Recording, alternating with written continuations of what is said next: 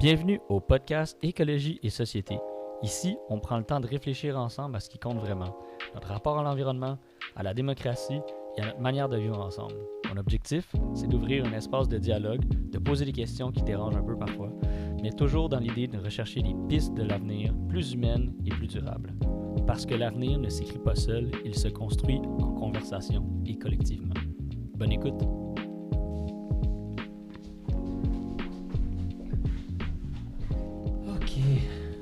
Blanket, time ready. Donc, bienvenue aujourd'hui à Écologie et société.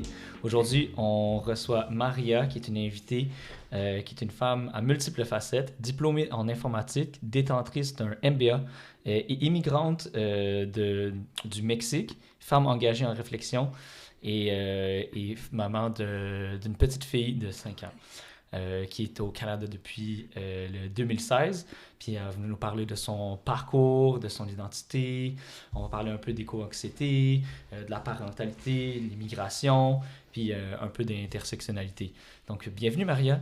Merci. Thank you for having me here. Ben oui, c'est vraiment... comment on s'est rencontrés, c'est avec le meet-up de discussion... de philosophie. De philosophie. Practical philosophy. Exact, c'est ça. Puis j'avais jamais fait ça. Puis je trouvais ça vraiment intéressant. Le genre de discussion, les sujets. Puis je pense que le premier sujet, c'était... quand on s'est rencontrés, c'était... est-ce que je me semble que c'était... la place de la bonne idée du bonheur. Ça, exact, c'est ça. Qu'est-ce que le bonheur selon nous, selon les personnes qui étaient à la table. Right. Puis ça, c'était vraiment, vraiment intéressant. Puis ce qui m'avait accroché, c'est quand tu nous avais dit que tu étais maman d'une petite fille, puis ça avait complètement changé ta perspective de la vie, de ta façon de voir les choses, puis que ça t'avait comme quasiment sauvé, je pense que ça t'a sauvé, comme tu disais, de ta dépression. Puis ça, moi, j'étais genre, wow, quel parcours vraiment inspirant. C'est définitivement le rôle d'une femme forte, qui, je suis sûr et certain que les auditeurs peuvent définitivement s'inspirer d'eux. Fait, est-ce que tu peux juste nous expliquer dans tes mots dans ton parcours depuis le Mexique, d'où tu viens, de quelle région, puis pourquoi tu as choisi le Canada dans ton choix d'immigration? Yes, I come from the south of Mexico. I was born in the capital. Ah, okay. But I lived all my life in the south. So in Mexico, there is, if you come from the north, you have a different culture than if you come from the south. And where I'm from, it's a very hot place. It's a very jungle area. And it's also probably one of the poorest regions in Mexico. Okay. So any kind of social problems, they're more contrasting, they're more problematic in the region of Mexico that I come from. Est-ce que c'est Osaka? No, it's not Oaxaca. It's I come from Veracruz. Okay. Veracruz, but it's very close to Chiapas. Okay. To Tabasco, and those are high conflict areas. Oh, okay. But that's not the reason why I emigrated. I think in my family there was always this culture of trying to improve yourself, and my parents really wanted me to. My parents believed that the fastest way and best way for me to change my life was through my education. So they put me at a really good school at the north of Mexico, in a place called Monterrey, very, very up north, almost close to the U.S.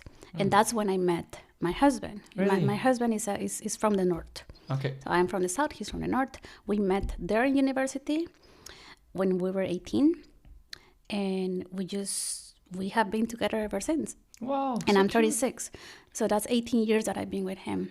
So the reason why I'm here is because he decided to immigrate here. Oh, c'était son idée au départ. Technically, it was not his decision. OK. Comment ça? It was, he applied for a PhD OK. In several schools across the world. He applied at California, at Montreal, at England, at several universities, and he was selected here. So in a way, it was not even his decision. it was just the school that chose him Cette to accept him. opportunité-là, dans le fond. Correct. Okay. Yeah. So it's almost a matter of chance that I am here. Other people, they said to Canada because it's like I want to live in Canada. C'est là, ouais. Yes, exactly. Like they know, and they have this dream of living in Canada since they were children. For us, it was like it was fate. I will say it was really fate, and it was not something that we were mentally prepared for. Ah, ok. Pour quelle raison? Because Il fait froid. I mean, because I think that there was not even a certainty that he was going to be accepted as a PhD. So we didn't have a plan. When it happened and he had to move, we have to make decisions on the spot about what to do with our relationship. Like I had to stay because there was not enough money for both of us to be here. We were not familiar with the immigration rules. He didn't even, he knew the school because the school, like McGill, it's a very famous school in his area. But when it comes to the way of life, how the city is, we have no information. So he came here alone for 2 years while I was staying in Mexico. Well, we figured out. Vous étiez séparés pendant 2 ans. Yes. Okay. And it was very hard because I was not used to not being with my husband, like long distance. But we made it work. Thank God. But it's one of those things that I consider myself very lucky because, thank God, Montreal is a city that aligns with my values. Dans quel sens? In the love that you have for being outdoors. There's a lot of green areas here. There's a lot of you want to do a sport. There's infrastructure, and the infrastructure is clean. It's well maintained. There's a lot of love for food here. A love for diversity and I think people are generally respectful of others' cultures.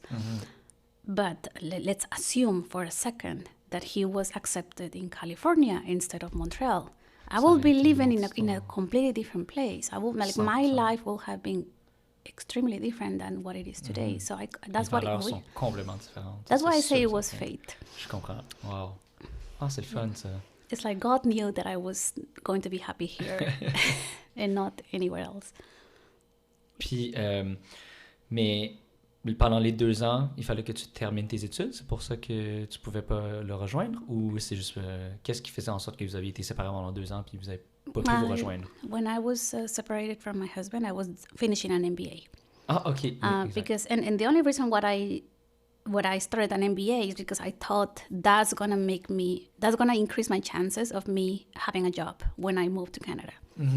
I feel this is the philosophy in my family that education is what opens doors to you. Je pense qu'ils n'avaient pas tort. Yeah, so I did an MBA in hopes that will make me look more desirable as an employee, even though I was coming with no Canadian experience, without the language, without any kind of idea of how to live life here. And it was a good decision because an MBA is something that you can apply at many industries here in Canada. It's not something that is limiting. It's not very niche. It's not like I was not limited by my education. It's actually something that I was able to find a job right away when I came here. And then again, that's just like my intuition. It was like, okay, I will do that. But as I explained to you before, I originally studied art. Yeah, c'est ça. Mais parle-moi de ça, justement, de pourquoi tu as choisi l'art, puis après puis pour rejoindre le MBA. Le MBA, c'était vraiment une raison pour l'immigration, mais initialement, l'art, c'était pourquoi tu avais choisi l'art comme étude? The answer is very simple, it's money. Ah oui?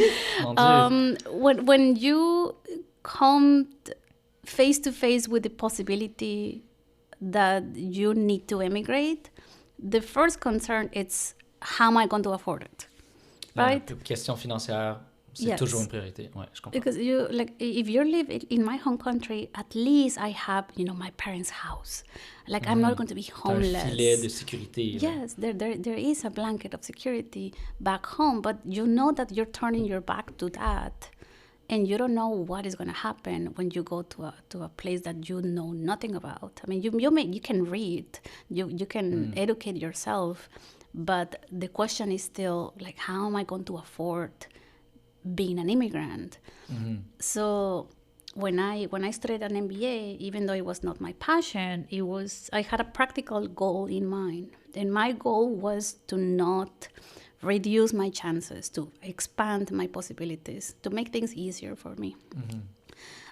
So it's a decision that I made purely because I thought this is going to make life easier, and it did. But if I was coming from an industry that maybe I'm very passionate about, but that the opportunities here in Canada are extremely scarce or is highly competitive, that will have changed the outcome. That will have changed my life. I will probably have to, not being able to be here. Maybe my husband will have to finish his PhD and I will not be able to find a livelihood and I will have to come back. Like, who knows?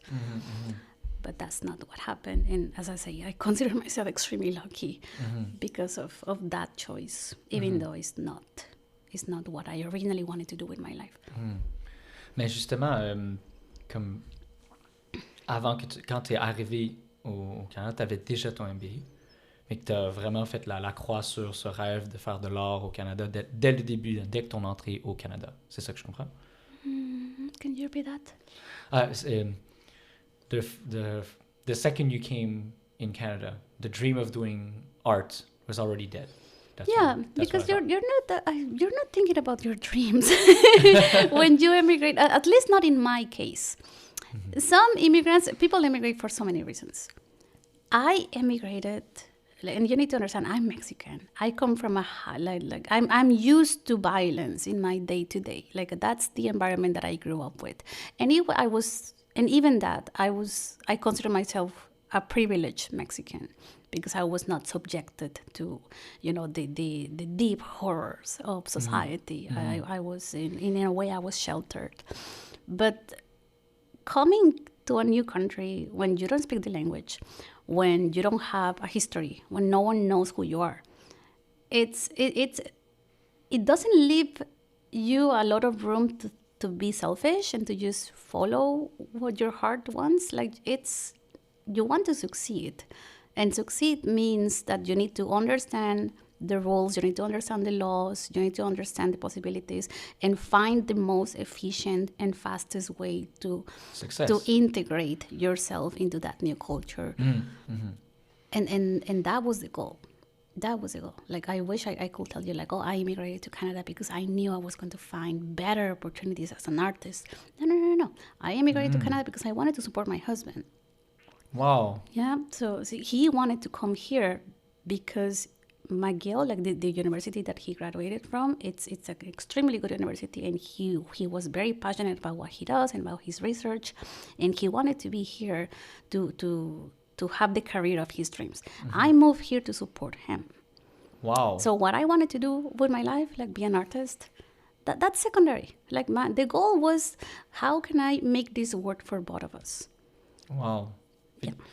Fait from the get-go, tu savais que c'était ça l'objectif, de supporter ton mari dans ses projets. Ah ouais, ok. Puis qu'est-ce qui a fait en sorte que justement, tu sais, je veux dire, oublier ses rêves, là, c'est pas quelque chose de facile, là. Qu'est-ce qui t'a fait dire, ah non, même avant ton enfant, là, que tu disais que ça allait changer beaucoup ta vie, mais ça arrivé avant. Qu'est-ce qui t'a fait dire, mon Dieu, je vais braver le Seven Seas, tous les océans, et comme tu disais, une nouvelle culture, effectivement une nouvelle météo, là, un environnement froid, pour quelqu'un d'autre. Qu'est-ce qui t'a fait dire, mon Dieu, c'est ça que je fais pour lui? Parce que comment t'oublies un peu ta personne, là, genre, qu'est-ce qui t'a fait faire? Ouais, je sais que c'est ça. C'est un peu life purpose, en fond, là, ton but de vie. And I don't regret it. It's every single person that I know that has came to Canada has to sacrifice something. I don't know anyone who doesn't go through the same. And in the end, most of us do it because of your families. Like, even though we didn't have a child when we came here, we also knew that if we were able to make a livelihood here and have our child be born here, she will have better opportunities than anyone in our previous generations, like our parents and in our cousins, and just for the fact that we make the effort to have her here, that's a gift that we're giving our child, and in the end, it's for them. You know, we made the sacrifice, we made the struggle, we made the effort, we said goodbye to our roots and to our families and to our backgrounds and any life that we could have possibly have back in our home countries. We turn our back to that because for the life that our child will potentially have here. And that's, even though you don't know what's going to happen, that's your guiding. That's your guiding light, yeah. Okay. You know that it's worth it, because historically it has been worth it to be here and not in Mexico. Oui. Fait que dans le fond, tu avais déjà l'aspiration d'avoir un enfant, peu importe où ou quand, là, je veux dire, mais c'était dans cette optique-là. Tout ce gros changement-là, c'était dans cet objectif-là. Déjà à la base, tu as toujours voulu être une mère. Fait que c'était un peu ça que c'était ça le choix, dans le fond. Je comprends? Yeah, a little bit. Ah, OK. Y a-tu... parle-moi justement d'où tu viens. Tu dis que tu viens d'un endroit qui est un peu plus, plus dangereux, l'environnement. Fait que, puis là, tu disais dans le fond que c'était pas pour cette raison-là que tu as immigré, mais tu dis que les autres personnes changent d'avis pour ça. Qu'est-ce que tu peux nous dire sur d'où tu viens? Can you repeat the question, sorry? Well, can you describe where you came from? What's the environment? Why? What does it look like? My background in Mexico, it's, as I said, I come from a place in the country when there's a lot of gang violence, and it's very common in the South. A lot of poverty too. Not a lot of people have access to good quality education. It's a place when you learn that if you have this slightest amount of privilege, you hold on to it as much as you can. If you have the opportunity to have an education, because my family didn't have a lot of money, but I was applying to scholarships to study. And I only applied to scholarships to schools that were like very high quality, which were extremely competitive. And that's what brought me here, because the only reason that I was able to come here and have a little bit of English is because of the quality of my education. But not everyone in Mexico has access to that. So. And pourquoi tu penses que à cause de cet environnement-là, il n'y a pas beaucoup de gens qui ont accès à une bonne éducation, ou c'est toujours les problèmes constants? Why in my country there's not a lot of access to like good quality education? Yes, it's I would say it's politics. Mexico is a big country, right? And we don't have we have a public education system just like you do, but that public education system is constrained by budget, and it's not necessarily the best funded system that we have. Pretty much every social system in Mexico, it's underfunded, and the reason why it's still underfunded is because there's also a private system, like in the U.S. You know, you have the community colleges in the U.S., which are low cost. They're still expensive, but they're like lower cost. They're accessible, but they're not necessarily the best quality. And the private system is more expensive, and it's generally better, and it's better maintained. So in Mexico, we have the exact same thing. If you come from a family with money and you have access to high quality medical care, high quality education, high quality foods, high quality neighborhoods, you're going to do better at life. right? So it's a constant effort to try to, like, if you're born into a very specific socioeconomic status, you always try to jump to the next one. You know, you always try to improve your lives. Some people get married. Some people they focus a lot on their educations. Some people select very specific careers that maybe they're not passionate about, but they know that they pay well in the country, so they go for that. Like they choose to be doctors, they choose to be psychologists, they choose to be what else?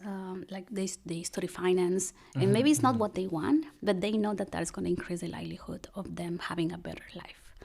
My parents did that. Really? My parents believed that if I wanted to get out of the city that I was living in, that had a lot of gun violence, as I said, my best chance was my education. So I applied for scholarships in those private schools that I told you about, and I got accepted. And that's the place when I met my husband, right? That's also the place when I learned English, when I was exposed to the international experience, you know, when I even started dreaming about immigrating. Because when you come from a place like me, you don't even think that's a possibility for you, right? But il n'y a pas vraiment d'endroit où il te parle de ce genre de programme-là, là, c'est ça. There's no program that speaks about it. Là. No, Okay. no. It's not. It's something that you're either lucky enough to have the chance, and I was lucky enough to have the chance, and I took it because I know how precious it was. Like there's a reason why I'm the only one in my family who is here. Why? Pourquoi? Because I was put in a very improbable circumstance. You know? Okay. You know, not everyone in, like, well, I was put in that school, which not everyone gets access to. Not even, like, not everyone can pay for it, because that school is extremely expensive. Est-ce que ta famille s'est sacrifié beaucoup de leur temps et de leur argent pour t'aider? We didn't have money. They asked me, like, apply for a scholarship. Okay. And that was the only way. That Okay. was the only way. So I didn't, like, my education was, it was not free, but I received financial support because I entered a competition to get that scholarship. Pour y avoir accès, et puis après commencer une meilleure That vie, by là. itself is rare. Then getting to a point when you even have the option to move to Canada, that's even more rare. Right? Bon, And then succeeding in doing it, that's also even more rare. So I would like my path to here was full of circumstances on their own. They're improbable when you come from a place like I was from. Parce qu'on entend souvent parler d'immigration à travers la frontière américaine. Fait que, est-ce que dans le fond, tu te considères vraiment très grateful, très chanceuse d'avoir fait tout le parcours, comme on pourrait dire, sur papier correct, puis d'avoir réussi à faire tout ça, là, c'est ça. Là. Est-ce que tu as d'autres gens dans ta famille qui ont essayé d'immigrer ou eux autres ils sont restés dans ta région, ou ils sont partis aussi dans d'autres régions chercher d'autres opportunités aussi? You're asking if my family also wants to immigrate? Did they stayed in the region you come from? Yes. Or Yes. Everyone stayed there. Like my family is a traditional, normal Mexican family. Okay. As I say, we don't have a culture of, like, it's not, as a family, we don't even think that certain things are possible for us, because we're a very humble family. We're a family that some people in my family are poorer. Some people, they have good jobs, but they have a lot of trauma. There's a lot of interfamily violence in my family. And I consider that like it's very normal. Where I come from, that's the standard of living. I am an oddity for my family, but if you look at my husband, for example, it's a completely different story. Oh, okay. Pretty much all his family lives in a different country. Oh. Everyone speaks English. Like my husband grew up speaking English since he was 5. His life is completely different. He's a different type of Mexican. Okay. For sure. Okay. For sure. Et de quelle façon il est différent? He's from the north. Okay. from a border town. Like means that he grew up next to the U.S. Like in those towns when you have the line to cross over to the U.S. and you can do it because you're so close. Like he lived next to Texas. Because of the proximity with the U.S., he was exposed to a lot of American culture, like American TV, American brands. A lot of people in the city spoke English because they were from Texas and they were living in Mexico for whatever reason. So he had the language covered. Like he was perfectly fluent in English when I met him. I wasn't. And his family has a longer history of looking for better opportunities. Because it's so common, like when you live close to the U.S., of course you're always thinking, should I live in the U.S.? Can I live in the U.S.? It's because you're exposed to that mobility. When you're from the South, like I am, c'est plus long, plus difficile d'accéder à ça. Yes, it's not something that is prevalent in society. Like it's very common that you are born there and you stay there. So he. I think that's the reason why he applied to do a PhD to a different country, because he already had that programming. Like for him, it was normal to look for better opportunities outside of Mexico. For me, as I said, I could not even afford to imagine that was a reality that was accessible to me at any point in my life. Yeah. Tu disais avant le podcast que je t'avais demandé ton expérience d'immigration au Canada. Est-ce que ça t'a fait voir ou vu une différence avec les défis écologiques au Mexique ou au Canada? Puis tu disais dans le fond qu'avant tu les voyais pas, mais maintenant tu les vois, puis que tu communiquais avec ta famille, puis maintenant tu vois vraiment cette disparité-là plus précise. You're asking about the differences between the challenges, ecological challenges within my country and here. Oh my God, yes. The differences in the culture. We don't have a culture of caring about the environment. And you know what? Because most people are concerned for what are they going to eat today. If your first priority is to look out for yourself, and that's the way that you're used to, you don't really have time or willingness to care about the environment. That is normal of every culture that has stability. If you want to have the mental, the mental space to care for others, your needs need to be covered, right? So being someone who cares a lot about the environment, it's a privilege in Mexico. It's a sign of privilege. If your needs are covered and you are like an activist in favor of the environment, and you're like donating and you are like trying to educate other people about the importance of recycling and not wasting water, that means that you come from a household when your needs are always covered. Exact. So I didn't grow up with that culture. And then I came here, and you have a lot of systems in place that have the environment in mind, like recycling. You have Hydro-Québec, which is l'électricité. Yes, exactly. So they L'accès à l'eau, c'est quelque chose qu'on prend pour acquis. You can drink the tap water. We don't have that in Mexico. We don't have the infrastructure to do that. It's too expensive, and it was never established. And now you want to have water, you have to buy it from the store, which means that if they increase the price, the country can, be forced to drink less water because we cannot afford it. Here it's like a given. It's like free. You go to any public bathroom and you can drink from the tap. That's amazing. And obviously the fact that these basic things in this country are so, accessible, like water, safety, food even. Shelter, juste avoir une maison, oui, yeah. Exact, ouais. That made me into a person that now I care about the environment. But I can tell you, I was not like that. When I was living in Mexico, I was concerned about me because some days I didn't have anything to eat. and I have to figure things out for myself first. Now, here that this is my new normal, yeah, of course, I care about the environment. I recycle.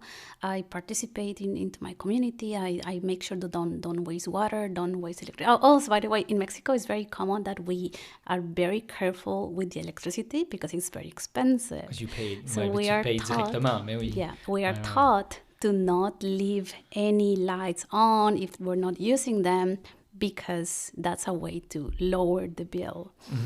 Here I do it because it's the right thing to do. I don't really concern myself because electricity here is so affordable because you have Hydro-Quebec. And it's amazing how social safety makes room for people to take care of each other. That's something that you don't see in Mexico. And it's not because we're shitty people. No, of course not. It's because there's a lot of instability there, and we were not taught that. We were not taught that is a way to live. Tu as d'autres priorités, évidemment, là, ça fait du sens. Là. Est-ce que tu vois, vu que tu es encore en contact avec ta famille, j'imagine, est-ce que tu vois une plus grande difficulté due au changement climatique de justement subvenir simplement à ses besoins, ou tu vois quand même que malgré l'accessibilité de la technologie, le pays qui avance, ou du moins où ça stagne, ou ça va... Est-ce que ça va mieux ou ça va moins bien? When I talk to my family, the biggest challenge is, I think that my value system has changed since I moved here. Ah, okay. It's not hard for me to talk to them. You know, I have technology. We always kept in touch, but they have perceived how my way of seeing things is different. One of the biggest challenges that I have as an immigrant is that when I come back, I don't feel like I'm from there anymore, because my mentality has been reshaped by so many years living here. And having exposed to the way of life of Canadians, it shapes my mindset to the point that I don't really identify myself with most of my family. And that is very sad, because it objectively I can say that I lost a part of myself when I came here, and I know that it become very obvious when I interact with my family who are all back home, and life didn't stop for them. They're still living their lives and getting, figuring it out, changing jobs. But I don't mentally, when it comes to, if I talk about, for example, transgenderism, right? Here, this country is very liberal. We believe in the equal rights and freedom of speech and freedom of expression. If I talk about that in Mexico, they're like, "What do you care about that? That's not of your concern. That's not. Why are you even thinking? Why are you even care?" Ils vont dire t'es pas transgenre, c'est pas quelque chose qui te concerne. Mais c'est important de care pour les autres, justement. Yeah, it's very important. Ils n'ont pas cette vision-là. Tu ne partages pas cette vision-là avec eux. Là. Okay. Yeah. So and a lot of when I tell them, here, if you have, let me think of a good example of a dissonance that I encounter. Here when I tell them that sometimes I lose things, I go to a restaurant and I lose my phone, I leave it on the table. Many times I have lost my engagement ring, when I'm washing my hands in the bathroom, I take it out. And I never lost anything. No one has ever stolen anything that I have forgotten. Ici? Here in Canada, yes. Oui, okay, ouais. And then when I go to Mexico, sometimes I carry the habit. Sometimes I go to the bathroom and I leave my handbag on the chair. And my family is like, "Maria, attention! Wait, why are you not bringing your handbag with you? It's gonna get stolen." And I'm like, "No, sorry, I got used to it." Because in Canada, we don't... T'as pas ce billet de danger, tu te sens en sécurité, mais il faut se réadapter, dans le fond. Yeah, so I, in the eyes of my family, I'm too naive. I don't have a strong character anymore. I'm not aware. Tu l'as perdu? Il disait qu'avant, t'étais plus fort. Yeah, like I'm not as aggressive. I'm way more trustful. Mais ton mari est tellement gentil, en plus, je l'ai rencontré, là, il a l'air tout doux, tout tranquille. Là. C'est sûr que ça doit t'influencer un peu. Là. Je veux dire, c'est pas juste être au Canada, quand même. Là. On est quand même le résultat des 5 personnes autour de soi, là, quand même. Là. C'est quand même bien, justement. Là. C'est justement avoir quelqu'un de réassurant autour de toi, c'est une bonne chose, je pense. Là. Dans ce contexte où tu es ici, évidemment. Là. Yes, that's right. So it's like your mentality changes because you're exposed to a different reality. But your family stayed in the same one, and you know that's where you come from. But now you have changed. But you're not fully from here, but also you're not part of them anymore. And that's very heartbreaking. It's very heartbreaking. It makes you question, like, okay, like, who am I now? Like, 100%. Who is this Maria? Like, she's not fully Mexican, but she's also not Canadian. I'm like always going to be in a weird in between. Ça va toujours être entre deux chaises, là, comme on dit ici. Yeah, là, like in a weird point when I am, like in the midpoint between two identities. And I don't think that's going to go away ever. Non, mon Dieu, ça va être... Ouais, exact. Yeah. Mais comme tu disais, maintenant, t'as des bons amis, mais c'est sûr que ça sera jamais pareil. Ouais, je comprends ce que tu veux dire. Ben, moi-même, justement, là, que moi, je suis demi-vietnamien et demi-québécois. Fait que quand je parle avec mes amis québécois, évidemment, je suis celui qui connaît la culture en Asie, qui peut manger avec des baguettes, Mais pour ma famille, que je vois très souvent, puis que je suis très proche d'eux, je suis le Québécois là, qui est capable de prendre de la bière, là, qui prend des expressions, qui est moins chit-chat, drama, toutes ces affaires-là. Fait que je peux comprendre c'est quoi, là, être en deux chaises. Là. Ça va pas être facile à vivre. Là. Maintenant que t'es pas, est-ce que tu as essayé justement d'aider ta famille d'une certaine façon, ou c'est quelque chose qui est difficile à aborder, ou comment de telle façon, est-ce qu'il y a d'une certaine façon, ben c'est surtout la famille de ton mari aussi, qui les autres sont plus dispersés à travers le monde, qui sont peut-être en meilleure posture, mais ta famille, est-ce que tu essaies de les aider un peu, ou d'une certaine façon? Ou... Because my husband is from the north and I'm from the south, our families don't really know each other. Ah non, ok. No, même au mariage, ils se sont pas croisés? Because they're too far away. They met the day of the wedding. But they don't have a relationship. They live so far away. Oui, là, c'est ça, imagine that. Think about Montreal and Vancouver. Like it's so far away that they don't really have the opportunity to build a relationship. So. Mais je posais la question, si toi, est-ce que tu aides ta famille? Are you helping your family? If I help my family, no, I never got to the point when I am able to, for example, send them money. No.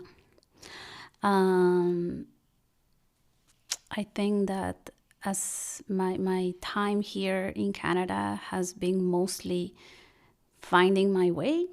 And aider ton mari, puis, and yeah, because we didn't come here with a plan. When we came here, my husband was finishing his PhD. That was 6 years of his life that he was not working. He was studying. So I was the one who was taking care of us. Wow. Because I was the only one who was able to have a job. It was like the financial strain was on me. He graduated 3 years ago. Wow. It was a very long program. My God. Yeah, PhDs are not for the weak. Très bon. Yeah, so I wouldn't say that I cannot tell you that, oh, I made it and now I'm able to support my family. I'm able to like send them money every week. C'était déjà difficile de gérer 2 personnes. No, and then when I gave birth to my child, now my priority is my child. It's something that I wish I was able to do, but sadly I'm not that lucky. I'm not I don't have that level of abundance. Il n'y a aucun shame, là. I mean, on fait tous de notre mieux, là. Exact. Là. There's no shame. You do your best already. I mean, it's something incredible that you can do that. But I think they're very happy that I am well. I don't think they ever expected me to take care of or to be responsible for them. Ils sont pas jaloux non plus. Là. No, I don't think that's something that they make me feel guilty about. Like, oh, like you're there and now you're like forgetting about us. No, I think they're happy that I'm here, and they understand that I have my family and my family is my priority, and I'm going to do the best for them the same way that they did the best for me. Tu parlais tantôt de système. Est-ce que tu dirais que la communauté, ton identité au Québec fait en sorte qu'il y a des systèmes qui t'ont permis de mieux t'intégrer puis d'être bien ici? In some extent. One thing that I struggled a lot was the French. The very first thing that I wanted to do when I came to Montreal is like, I want to learn French because, French is the language of love. Like I was already, I was already very happy with the prospect of, I'm going to move to Montreal and I'm going to learn French. And I, of course, you heard about all immigrants have access to this, like French classes. I didn't have access to them. Oh, no, ouais? Pourquoi? No, because you have to meet very specific criteria to be eligible. And the way that I came here was through my husband. He has a study permit. I was given like a spousal work permit that would allow me to be with him. But I was not a resident. I was not entitled to anything else. Like I was given a permit to be in the country. Tu peux passer les frontières. Puis après, you're on your own. Yeah. So when I asked about these government programs, they were like, no, you're not eligible. You're not eligible. Oui. You can pay for French classes, but by technicalities, if I was a refugee, if I came here through the refugee program, I will have access to the French classes. If I came here with the permanent residence, because it's very common that you can start the residence process from your home country, and when it's approved, then you move here, and I will have access to that. But because of the way that I came here, it's like through a work permit that was granted because my spouse is a student. I was considered a temporary resident, meaning that the moment that my husband stops being a student at McGill, we both have to go back home. So those resources, the budget, because it's funded by the federal government, it was not for me. It was for people that are going to stay here long term, and my paperwork didn't indicate that. So I couldn't access them. So, so the only thing that I had on my name was a work permit. So what I did, I got a job. In what language? T'as supporté ta famille. Je vois. Yeah. So, and I just, obviously I have to find a job in English. And then that's the reason why I never learned French, because my professional life was in English. Oui, exact. Comment tu fais pour apprendre le français si t'as pas... Ouais, je comprends. Est-ce que c'était plus difficile de trouver un emploi seulement en anglais? Not in marketing. Non, OK. Maybe in other industries, yes. But if you work in any kind... Because I do my digital marketing. And I started doing social media management, for example. Those careers are, by definition, very Anglophone, right? Of course, there is jobs in marketing in French. But, for example, like I work for L'Oréal. L'Oréal is a French company, and the work environment, it's in English. Because of the amount of business. Yeah, because of the business that we have in Canada. Like L'Oréal is a company that L'Oréal Canada, it's not only Quebec, it's BC, it's all the other provinces. So it made more sense for the workplace to be in English. That has been changed with the regulations, with the legalities, that protect the French language. Now, legally, you only have a maximum number of employees that are not Francophone in any given office at any given time. So the pressure has been increased. But that happened so late that now the fact that I have 10 years of experience working in marketing in Canada, it's enough for me to continue being employed, just out of experience. So for me, it was very disappointing, the fact that the very first thing that I wanted to do was to integrate into this culture.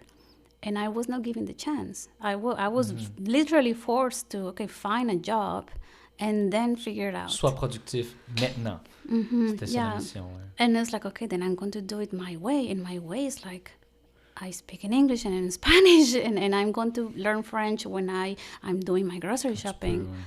And it's, I feel ashamed, but when I look at my life, it's not like I didn't try. Mais il faut pas que tu te sentes shame, voyons. Comme tu dis, t'as pas eu l'occasion, c'est normal. Je veux dire, apprendre une langue, c'est pas facile, là. C'est sûr et certain. Là. Est-ce que tu dirais, maintenant que t'as un enfant, tu penses que ça va être un défi d'apprendre le français avec elle? Est-ce que tu vas apprendre le français avec elle? Parce qu'évidemment, elle va aller à l'école, t'as dit qu'elle a 5 ans, c'est ça? Ben là, c'est le preschool? Yes, she's in maternelle. Maternelle, c'est ça, OK. Fait que, est-ce que tu vas apprendre le français à travers ses livres, justement? Comment ça va? Listen, my daughter, okay, so bless her heart. My daughter was born here, and because she went through the francophone system, because we live in Boucherville. Boucherville is a very francophone area. So since daycare, her life outside of my house, it's in French. So she became trilingual very easy. At home, we speak Spanish. Daycare, school, social life, French for her. And English she learned through, movies, Netflix, the songs that she sings, that she has on the radio. And kids are sponges. She's perfectly trilingual. Wow. Now, but you're asking me, like, is it hard for you to communicate with her because she's francophone? I tried to speak French with my daughter. You know what she says? She doesn't like it because I mispronounce. She's not used to my accent. So she doesn't, she C'est très français. Yeah, so she's like, no, let's speak in Spanish because you're not, and then she's always correcting me. She's not used to having to learn a language. She doesn't know how it is. She doesn't have the experience of struggling to speak. De refaire un pas de recul pour réapprendre depuis le début, là, c'est le début de sa vie. Ouais. In her mind, if I have to speak in a certain language with you because it's easier, I will do that. But he doesn't understand the concept of I'm going to help my mom speak in French, right? So it's hard for me to communicate with her teachers. Yes, but we made an effort. I think that the school system understands that there's a lot of parents that are here and they're still adapting, they're still finding their way. So they're very patient with me in that regard. But I know for a fact that my daughter, her first language is French because of the place that she's living in. And she's going to have a life in a language that I'm not going to understand very well. I already see it. I already see when she's in the park and she's like playing with her friends and they're only talking in French. And I'm like, what are you saying? And she doesn't want to tell me. She doesn't tell me. Elle garde un secret contre toi. Yes, oh mon Dieu, la petite chipie, toi. Oh like, my God. She's not like, kids are smart. They clock that. They know. Ça va devenir leur langage de secret. Là. Yeah. Oh mon Dieu. So wow. Comment tu vis ça, ce sentiment de secret? Est-ce que tu prends ça personnel? Comment t'es contente pour elle quand même? It makes me feel bad, of course, but I mean, it's not it's a common challenge. It's a common challenge. I have heard from other friends that they go through the same thing, that their children being born here as first-generation immigrants, they are very detached from the identities of their parents. Like they know objectively that they're like my daughter is never going to understand how it is to be me because she doesn't have the experience of being Mexican. Oui, elle n'a pas ce bagage-là, c'est normal. Yeah, she's Canadian and there's always going to be a feeling that intrinsically, her and me, we are different people, and we have different origins, and it's a very delicate process to educate your kid on what immigration is, on what it means that I was born in a different place and now we're here. The backstory behind it. Because there's always going to be a gap between her and me. In the same way that there's a gap between my friends that are from Quebec and me. You know, there's always things that we're not on the same page, and we can never be on the same page because we just don't have the same life experiences. We don't have the same past. Of course, that's going to happen with my kid. So when in the language thing, it makes me feel aware that raising her, it's going to have its own particular challenge, because me and my husband, we both come from cultures that she's never going to be exposed to at the same level as us. C'est la mission que tu voulais. That's the mission you wanted, not expose her to all those things and escaping those things. So it's mission accomplished, je veux dire. Wow. Mais il va falloir qu'elle apprenne la gratitude. Yes. Comme que je t'ai expliqué avant le podcast, mon père a vécu la guerre du Vietnam. C'est avec lui que j'ai appris la gratitude de tout le chemin que mon père a fait pour venir dans une terre d'accueil puis avoir une meilleure vie, puis mission accomplie. Là. Fait que moi, je te souhaite à 100% que tout aille bien pour ta fille là-dessus. Là. Est-ce que tu aurais d'autres récits d'immigration qui mériteraient plus d'être entendus? What is receipt? Do you have any immigration story that would be like better to be so the audience would listen to more about this? Immigration stories, personal or from acquaintances? Both. Oh my God, I have a neighbor. We met at the school. You know, at my daughter's school. She is from Colombia. She came here as a refugee. Her family in Colombia, they're a normal family. They have businesses, they have, houses, they have employment. It was normal life for them in Colombia, but they became victim of organized crime. So in places like my country or Colombia, sometimes the gangs will threaten your business and ask them to pay per month, like a protection fee, they call it, in exchange of them not attacking the business. And they got into problems with the gangs because at some point they didn't want to pay or they couldn't pay them. So they have to flee for their safety. And they came here to Canada through the refugee program, which is that when you are dealing with a hard situation that is attempting your life, you can show up at the point of entry and on the spot you request asylum. Wow. And that process, you are at it in a queue. So because they have to review your case in front of a judge, you need to provide evidence. And because of bureaucracy, it's very lengthy. So in the process that the government took to review your case, they had a child. They had 2 children, and they have to go through the process of not having medical care because there were refugees. Of the fact that my friend, she had a newborn, she has just gotten birth to her baby. Naturally. And their immigration audience, it was the next day.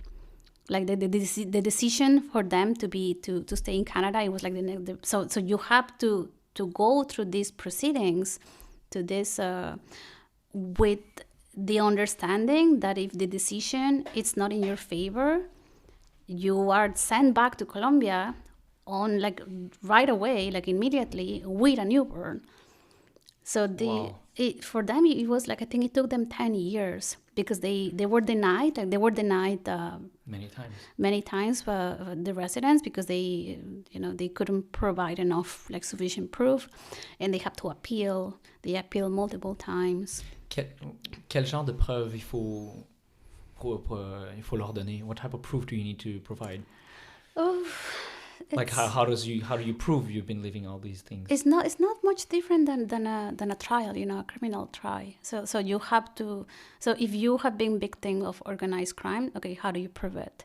Like photos of your property being destroyed, like any kind of any threats that you can show to a judge. But the thing is that is so hard because if you're fleeing for your life, you don't have the time to, let me collect the proof that I have been targeted before I flee. Like, no, you pack your things and you go.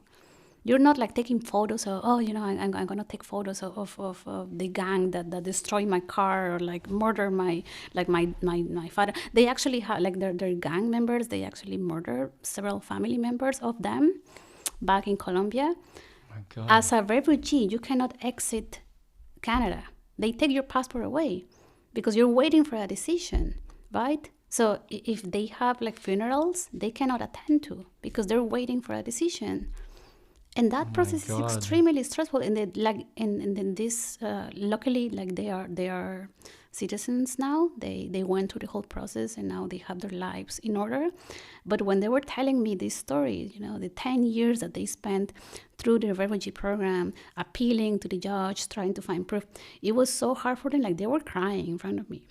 Wow. Because it was very taxing for them. And that's the stories of many. That's what I say. I'm considering myself very lucky. I didn't go through that. I didn't come here fleeing for my life. But like right next door in my house, there's a woman who is not much different than me. Like it's my same age. We work on the same field. We like the same things. And she had a completely different story. Much more horrible. And she was not planning to immigrate. She had, as I said, they had their lives, but they fell victim of organized crime, and they had to make that decision on the spot, right? Qu'est-ce qu'elle pense de tout ce système juridique là, de rendre ça si difficile, de prouver, de montrer ces photos-là? Ça doit être qu'elle doit avoir une opinion assez forte de... Comme, mon Dieu, c'est comme être victime de ce système-là aussi. Là. Je veux dire, victime de son côté, victime ici. What does she think about all this justice system? Listen, she's not the only refugee that I know. I have other friends and acquaintances that they also came to the refugee system. It's an imperfect program. It's a humanitarian program. It's about helping the ones who need it the most, who need protection. Mm-hmm. But it's also a program that is very abused because there's a lot of false claims. I actually know one of my friends from elementary school. Mm-hmm. She came here through the refugee program through a false claim. She made up a story. She made up that like her ex-boyfriend was like threatening her life, and depends on the skill of the lawyer that you get. What is the result? Is it a perfect system? No. There's people that get denied that had really intense cases that like they maybe they were not able to successfully prove it, but they go back home and they get killed and their lives are destroyed and they are denied because it's not about, the judicial system is not, it's about who plays the game the best, I will say. Mm-hmm. And that depends on the lawyer that you get. That depends on how you play your cards. Do you know the rules about this? Yeah, but normally when you immigrate, you're not an expert on the law. Like that's one of the biggest challenges. Not even you probably are able to explain to me immigration law to a T. Absolument pas. and even some layers they're also not super like skilled in navigating the law because it's always changing and it's so new. Immigration law is something that is so new. Mm-hmm. It has a lot of gaps. It has a lot of logical contradictions within the law because it's a relatively new thing. How do you prove it? Like, I don't know, like the best you can. Like, how do I prove to you that if I go back, my life is over? Like, what do you try to imagine? C'est quelque chose de très difficile à prouver déjà à la base. Like, do I ask people to, like, do I ask like the gang members to write me letters and send them to me? C'est pas comme ça que ça marche, non. Like, what do I do? Do I show them, like, do I show them pictures of my house, how poor it is, so they get convinced that I don't really have a good livelihood? Like, what would it need? It's so hard. I didn't go through that process, but a lot of people don't win the cases and they get sent back. Est-ce que tu vois une disparité entre, mettons, s'il y a une famille qui justement fait des false claims, puis une personne qui vit vraiment ces choses-là, est-ce que ces gens-là se disent « Hey, moi, je vis un vrai cas, toi, Puis ils participent à faire en sorte que les lois sont plus strictes parce que justement, il y a des false claims. Est-ce que justement parler de son histoire puis dire justement que tu fais des false claims, c'est très tabou dans la communauté, pas, je veux dire, tu vas pas voir la police, là. Mais... It is taboo, but it also becomes there's a degree of empathy that we have for people that come to countries with a false claim, because at the end of the day, everyone is looking for a better life. You would do the same. I don't think it's a sin to want a better life. I don't think that, like, who is going to say, like, I want to have a better life, but I'm not going to try because I'm not that unlucky, because the family next door it's actually more in need. Like, you're not going to deny yourself from the chance of trying something that can potentially be very good for you because someone else is more in need. Because it's not like we don't consider immigration as a limited resource. It's not like, oh, like, it's my spot and we don't think that we're stealing someone else's spot, right? It's but yes, it's also true that for the people, the claimants that are in need of this resource, and the false claimers result in the laws becoming more and more strict and more and more robust and more even. We see it in the news, definitely. Yeah. Every day it's getting tighter. Yeah, of course there's a level of resentment, but at the same time, it's not like we don't understand where we come from.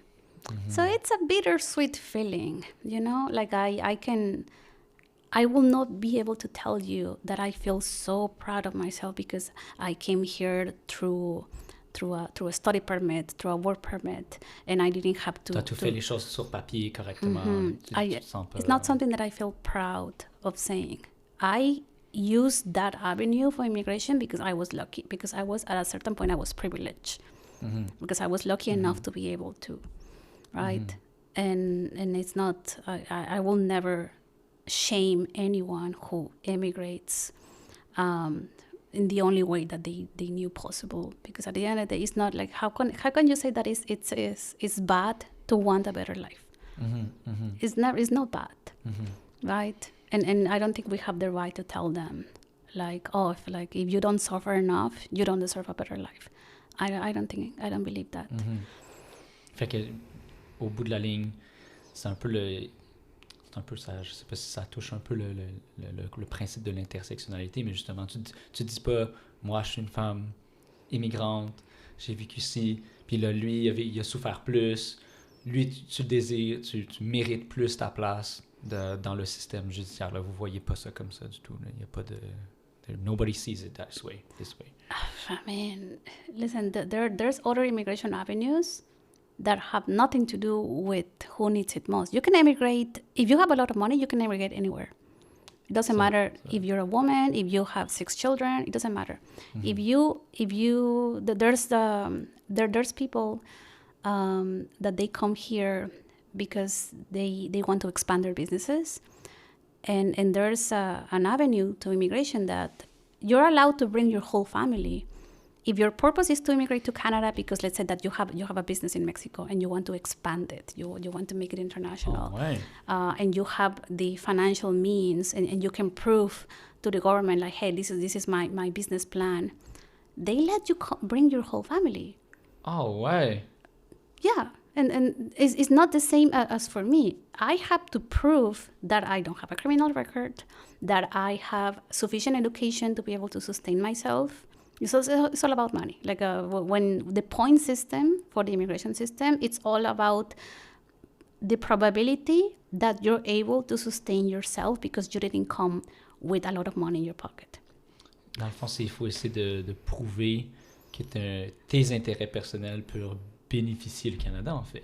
Yeah, also too. Yeah, because they also look at your career, and if you have a career that is high need in the country, that's also, but it's not the only factor. C'est touché, hein, cette ligne entre, tu disais que c'est un programme d'aide humanitaire. Oh yes, mais that's c'est true. une question d'opportunité puis d'intérêt national. C'est quand même touché comme... Yeah, that's right. It's interesting. Like if you come from with the refugee program, they don't look at your education. It's more about, can you prove to me that if I send you back, you're going to get murdered? Yes or no? It doesn't matter. C'est des cas différents. Yes, exactly. So it's, you know, there's so many... I don't think immigration law, it's designed for whoever deserves it best. I see it as a game, and it has rules. And if you play it well, you get to the end. That's it. It's not a you deserve it more than me, or this person it's more beneficial to this country than this other.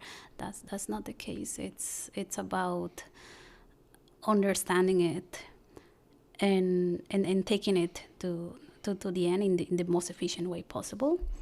And immigration lawyers, that's their jobs. Their jobs is not, you don't show up in, I have booked immigration lawyers many times in my life, and when you show up in the office, they don't tell you like, no, I don't think that you're a good candidate. No. I think that you should just like accept your fate. Like, no. They try to help you. As long as you pay the fees, they look for every avenue possible. Leur mission, c'est ça déjà à la base, de protéger tes intérêts. Yeah. So, and yeah, that's it. That's what I have learned by dealing with the immigration system for 12 years. Is that it's not who deserves it best. It's who plays the game the best.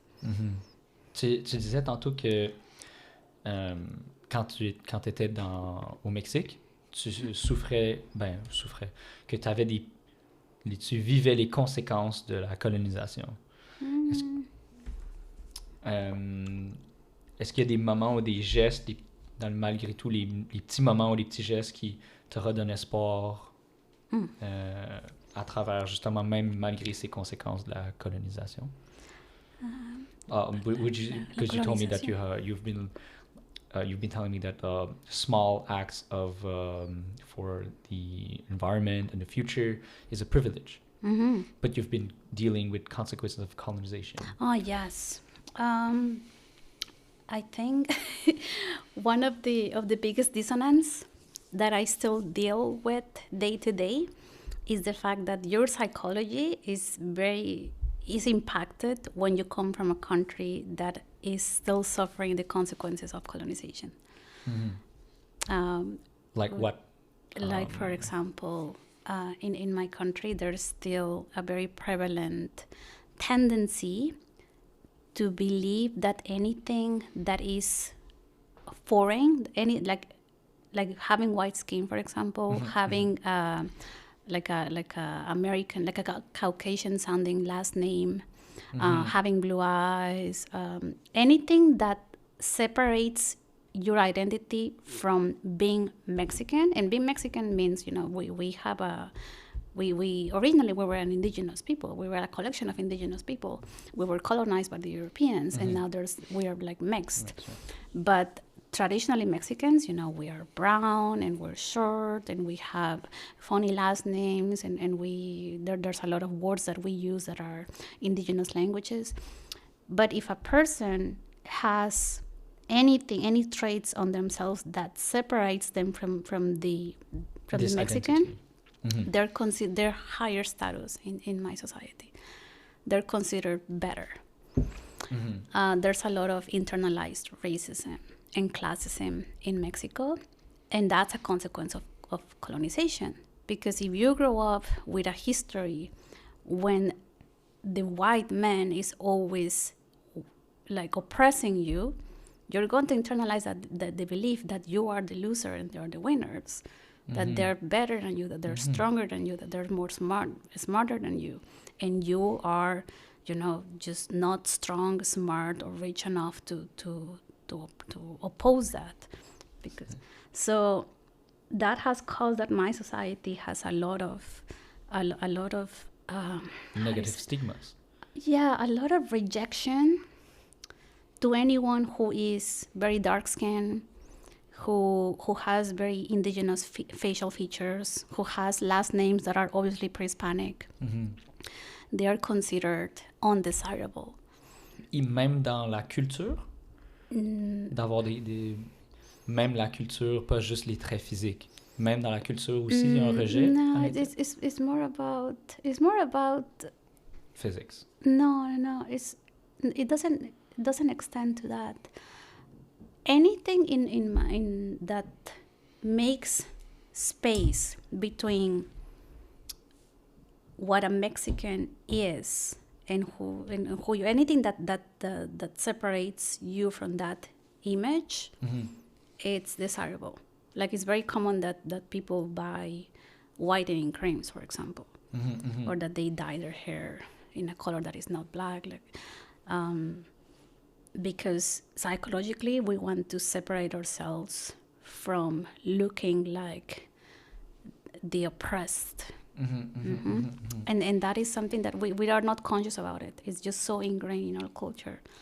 C'est dommage, mon Dieu, la culture mexicaine est tellement belle. Je veux dire, en plus, on a tellement à apprendre sur votre histoire, votre culture. C'est dommage. Est-ce que tu vois des mouvements qui essaient de réduire ou de... There is some level of social consciousness. There are some people that are trying to reduce that classism and internalized racism, but it's still so prevalent. Like, we even make jokes about it. Like, it's just part of who we are at this point. That Mexicans, we do anything in our power to not identify ourselves with the image of a Mexican. And I actually, like, on my part, I can share with you that I actually fell in love with my culture when I came here, because by hearing people like you, people that are like, oh, I love Mexico, I love Chihuahua, I love Michoacan, I love Oaxaca, the food, the culture, and then through hearing them talk so beautifully about my culture, I learned to love my culture. Wow. But it was not because I was living there. It's because I see that other people see the beauty in it. And that's something that colonization will take away from you, right? If there's another culture that came and destroyed everything that you were because they failed to see the value in it, you also lose the capacity to see the value in your own uniqueness, right? And you start that, like, colonization teaches you to value certain things over what was there before. And the only way that I have experienced personally that process was reversed was every time that I come here and I tell I'm Mexican, and people are like, oh my God, I love Mexico, I love the food, the women are so beautiful, everyone is so nice when I go there, and I'm like, that's right, like my culture has beautiful things, like, and you can see it, and that has helped me. Mais c'est un beau privilège de vivre ça, justement. Yeah. Ouais. And I think that talking about my daughter is probably going to feel proud. Yeah, it's probably going to feel that it's going to be that type of person that opposite to most Mexicans that I know. Parce qu'elle a grandi dans cet environnement-là où justement c'est bien vu. Instead of trying to make distance between them and their Mexican identities and origins, she's going to actually try to close to identify more and more. Because I assume that for her it's going to be like so unique, so special, you know, that she shares that cultural heritage with us. But again, she's never going to be exposed to the realities of being born and raised in a country that was impacted by colonization. Je peux te dire que moi, c'est ça que je fais déjà à la base. J'essaie d'apprendre le vietnamien, j'adore la nourriture, je suis fier de ma demi-identité quand même. Là, fait que ça va être quel beau privilège de pouvoir le faire. Est-ce que tu dirais par contre que les mouvements de that are aware about this, it's a privilege to try to work this out? If you are aware of your history, that's when awareness begins. When I was in university, and as I said, it was a very high quality university, I was given a book.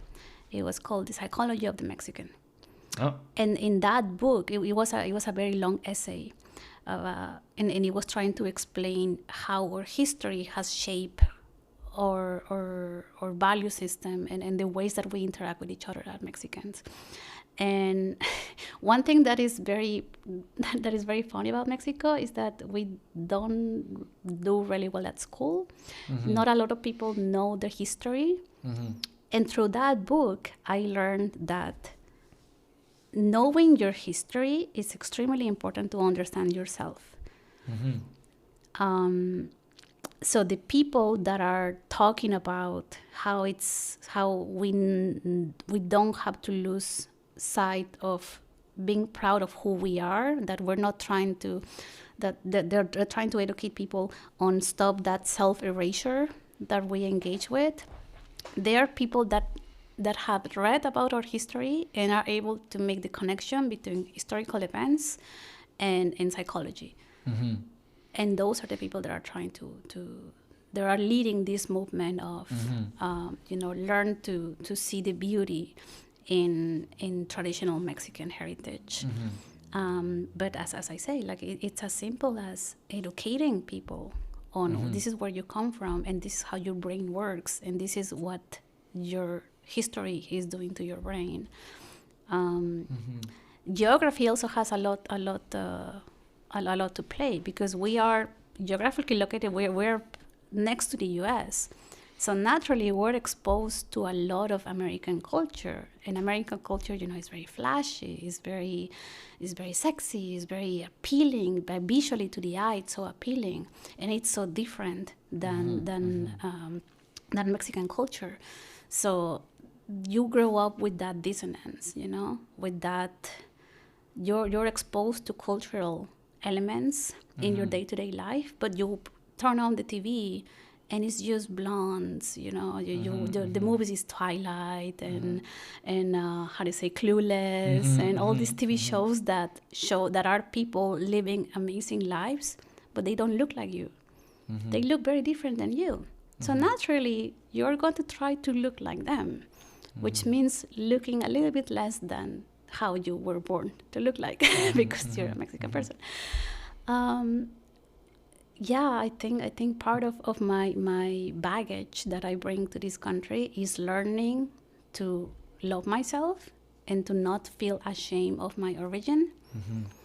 And that's a challenge, because there's also a lot of shame associated with being an immigrant. You don't want to be a person who is here not being productive and just abusing the system and stealing jobs. There's a lot of stigma. Ouais, tu me disais justement là, que il y avait des gens justement que c'est le stigma d'être immigrant, c'est genre collecting welfare, nanana, puis que tu disais justement que c'est ton outcome, c'est ton income monétaire qui shape un peu ton outcome. Puis que ça, tu trouvais ça dommage, dans le fond, là, est-ce que tu as ressenti ça, justement, ce genre de shame-là, dans tes années de vie ici? Can you repeat that, sorry? Oh, yeah. Did you feel that shame from people from here? Oh, yes. Listen, as I say, we have our own trauma, our own inheritance as people coming from countries that have a conflicted and violent history. There's no way to avoid it. We carry that collective pain with us. And then when we become immigrants, we have to carry an additional pain, which is the stigma of the immigrant. So we have to deal with both. On one end, I'm still, trying to understand that my origin and my history, it's a big part of who I am. And even though it's not, it's not like I didn't have the privilege of being born here and having like a childhood when I didn't have to hear gunshots in the street. But I'm working through that. And on top of that, I also need, it's a constant battle being here, improving my worth to you guys, like to the government, to Canadians. I'm still trying to find my own worth. Yeah. And on top of that, I have to prove it to you so you don't kick me out, right? So it's a challenge layered onto a challenge. And I came here not through the refugee system. I will imagine that if you're here as a refugee, there's another layer of shame because you're here asking for help because you cannot help yourself because the premise is already bad. Yeah. So it's like you're dealing with your collective scar. You're dealing with the shame of and the trauma of having to run away and flee for your life. You're dealing with the shame of being the one who asks for help to strangers, and you're also dealing with the shame of you even look the way you've been telling me. Yeah. Wow. And so it's psychologically it's a very intense battle, and I can tell you, even though my case is not extreme, it takes a toll on your mental health. It makes you question a lot of, like, who are you? Why are you here? Every time that the immigration office, rejected my proceeding, like when I have to renew my work permit or anything, like they reject me, and you question, am I even worth it? Am I enough?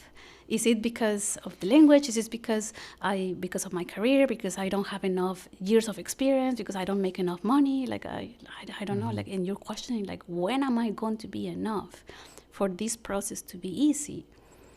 And it's an uphill battle, right? Because how do you justify to yourself that you need to convince other people that you deserve a good life?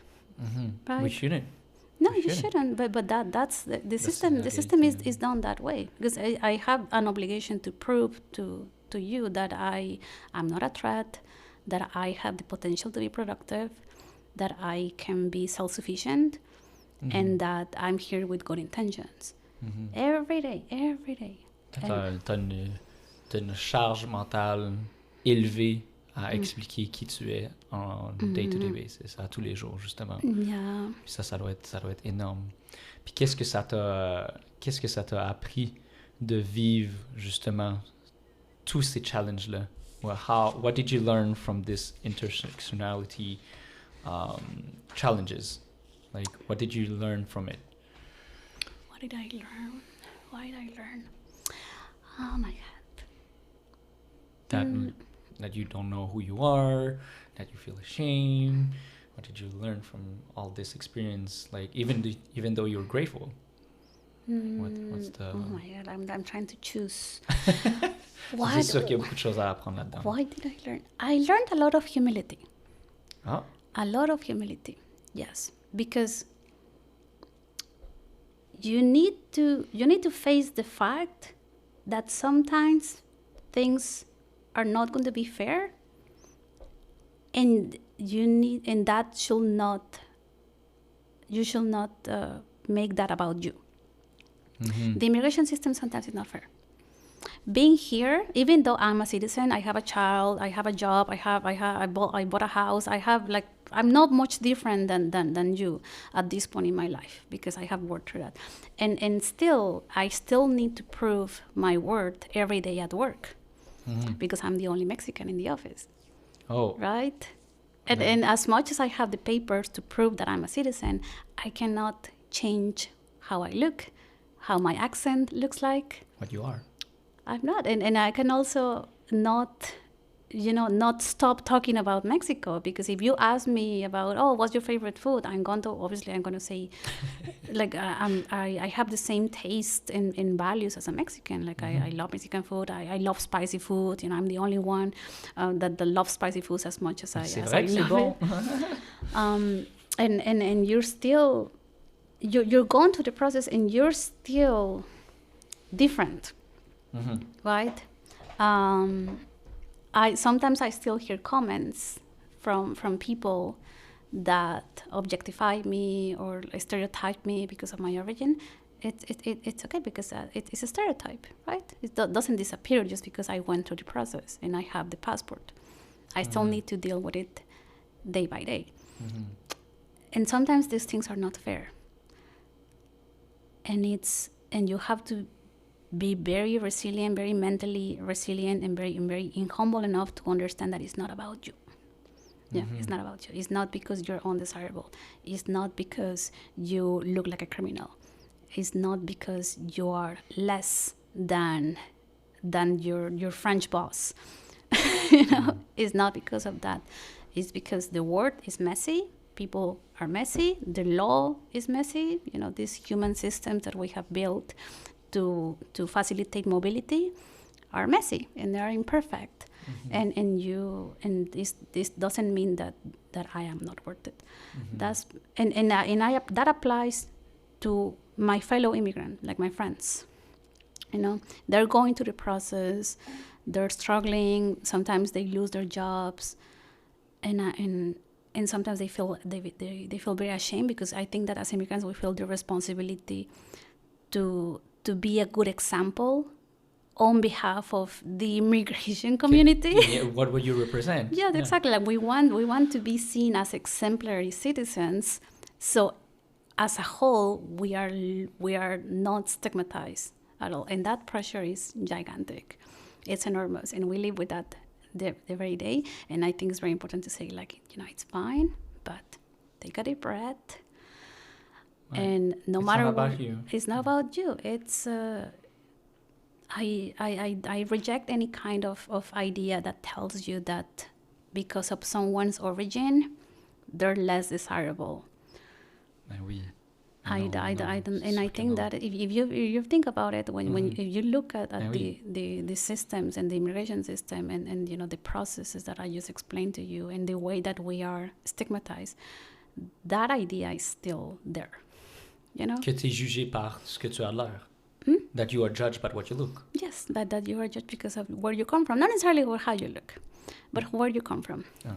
I can look different because I do look very Mexican, but I like my accent, my taste, my values.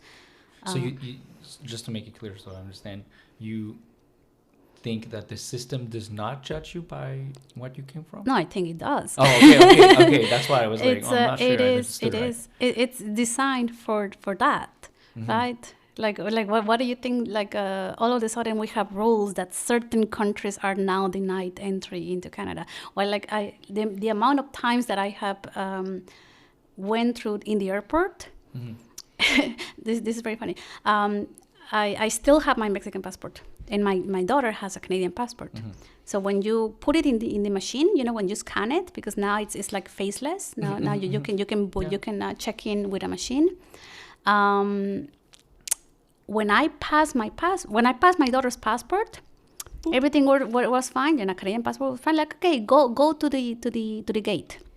When I passed mine, all of a sudden, I get the message that, you have been selected for a random checkup. Oh my God. Yeah, damn right. Ouais, très, très aléatoire. Yeah. Ouais, oui. it's built around that idea that certain citizens are you are entitled to be suspicious of them. Est-ce que tu es contre ça? Hmm? Are you against this? I wish it was not the case. I think I can understand where it comes from, but I think it's baseless. Baseless? What do you mean? Yeah, like what will be? I know that there is because there's a lot of gang violence in my country. Okay, there is a chance that a criminal is going to try to sneak into a country to do bad stuff. But, like, dude, I'm a 36-year-old woman with a 5-year-old child. like, common sense is not present in the room. Mais c'est quoi common sense, dans le fond, dans un système d'immigration? Yeah, because it's a system, right? When something is systematized, it's not meant. It's meant to be as automatic. Like you're supposed to not think about it. That's why we have systems, because everything's like straightforward. It's just a series Systemic. of steps. Yeah, it is imperfect. And even though it's harmless, because I don't lose anything by just going to a checkup. Yeah, you want to check my bags, you want to interview me, and it's okay. T'es pas frustré de ce I genre don't. de choses-là? No, like of course, like I if that's the law, I will comply happily. But it does plant a seed of doubt in your head every time that you encounter these kinds of situations. Every time that you are judged because of where you're from and because you are different than the majority of this country, it plants a seed of doubt. It makes you question yourself just for a second. Like, am I dangerous? Ça fait partie de justement ce que tu disais, là, qu'il faut rejeter la portion de ta culture, mais ça fait partie aussi de ça. Yeah, and it's part of it. Yeah, and it also reminds you of the problems that you have back home. So in a way, you cannot really escape them.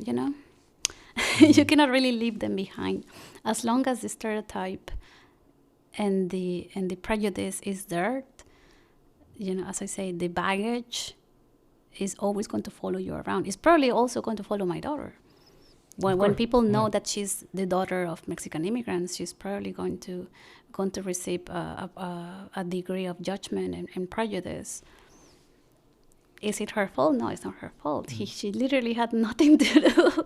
But it's the world that we live in, and we need to do the best that we can with the reality. Qu'est-ce que tu penses que les entreprises et les institutions pourraient faire pour mieux comprendre cette situation-là? What institutions or companies would do to better understand your reality and make it better? I have so many opinions about that. I have worked at, I've been here for 12 years. I have worked at many companies, Canadian companies. I have worked easily for 6-7 different companies in the past 12 years that I moved here. And every time, I'm the only or almost the only Mexican in the office.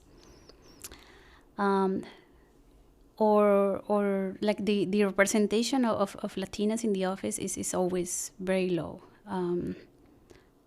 So I also feel like one of these things is not like the other, like I felt like the odd one out.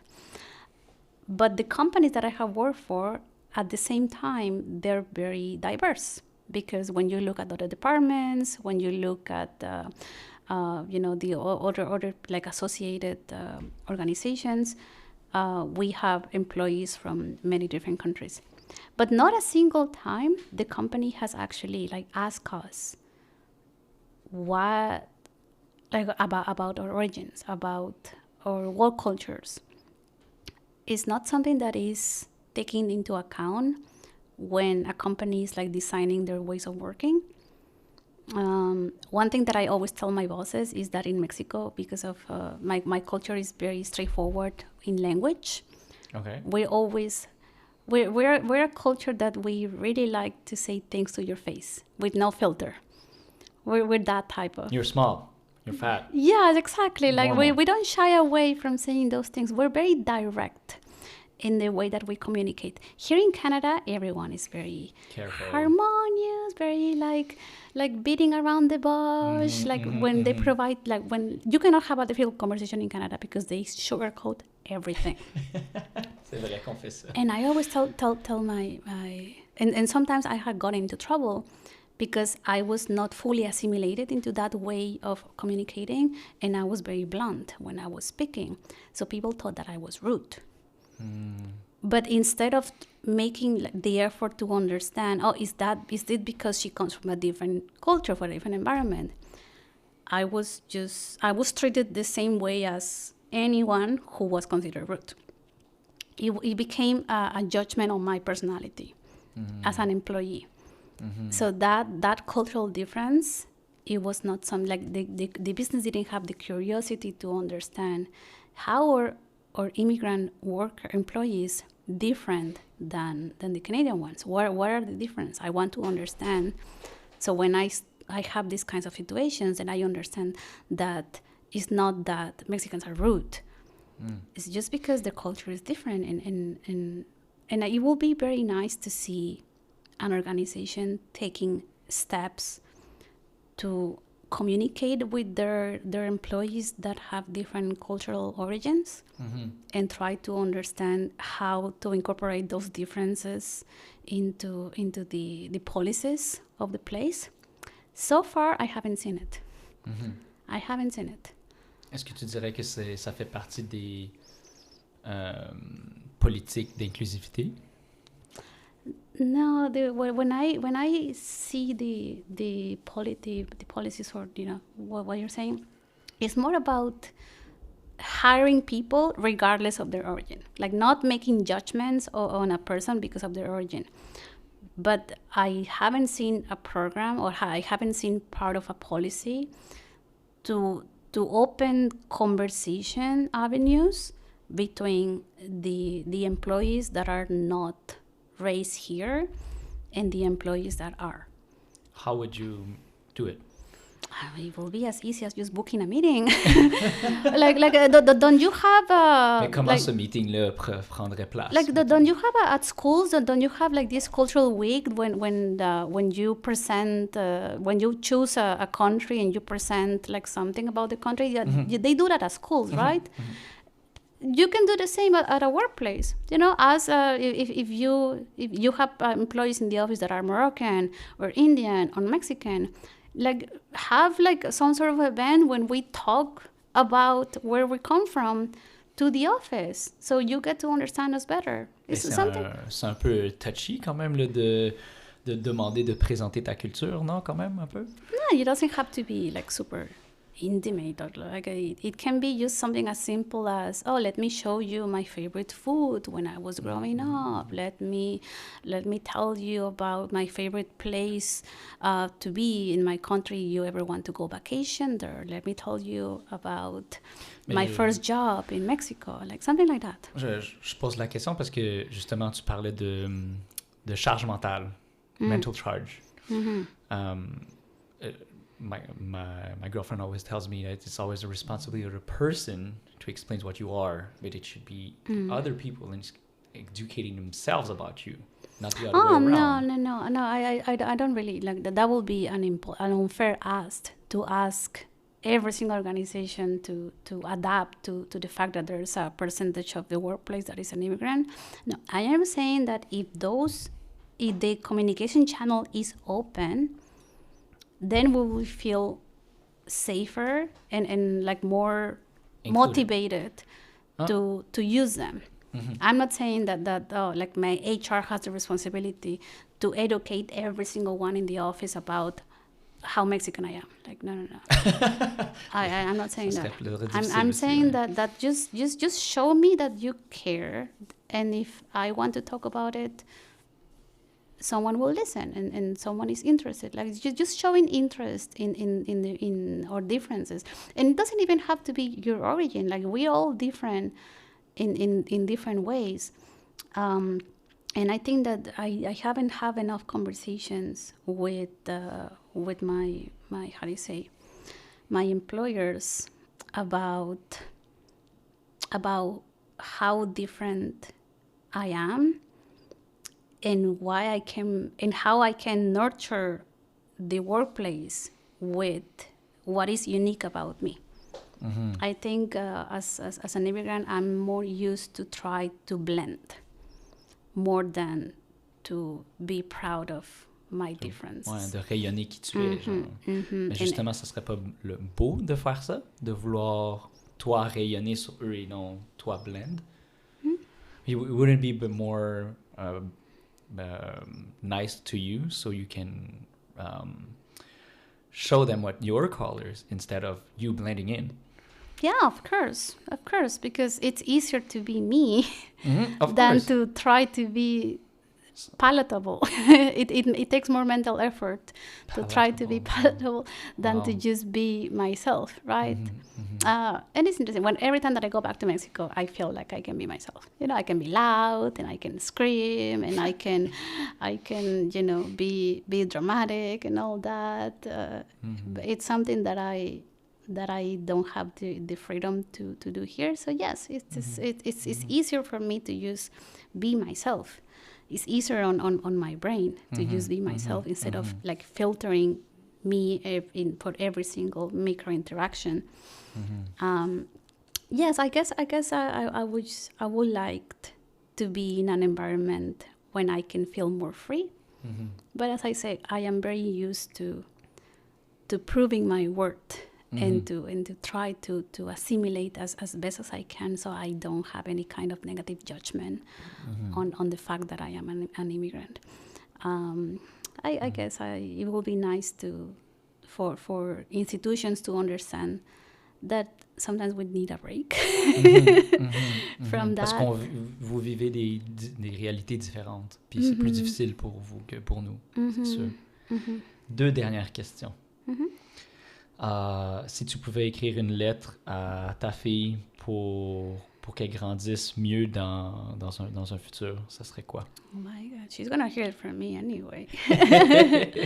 Oh my God, I guess I don't want to say, you know, the usual story that I heard from other people is that our children don't understand the sacrifices that we have to do in order for them to be here. It's so common, I hear it. It's like, you don't understand everything that I have to do for you to have the privilege of being here. And sometimes it's hard on children because, like, let's say that you're having like a hard time at school. Moi, j'ai vécu ça. Je comprends 100%. And your parents are gonna be like, okay, but I had it harder than you. I did all this effort so you have the privilege of attending that school. So toughen up, you know? It's comme un forced gratefulness. But of course, for you, it's going to be impossible to see reality how your parents see them because you don't have that contrast. Of course, in their mindset, if they were in your shoes, they will have nothing to complain about. They will feel so lucky. But you don't have that experience because you didn't walk in the same shoes as them. So you have a very valid concern. You're a very valid, like you're struggling, and even doesn't matter if your baseline for privilege is higher than them. Your problems still feel like problems to you. C'est valide pour eux quand même. Ouais. So I have to remind myself that it's not fair it's not a competition in terms of how disadvantaged you feel and how lucky you're meant to feel. So what I will tell my daughter is that, like, I have a hard life. It's a responsibility to tell her what she.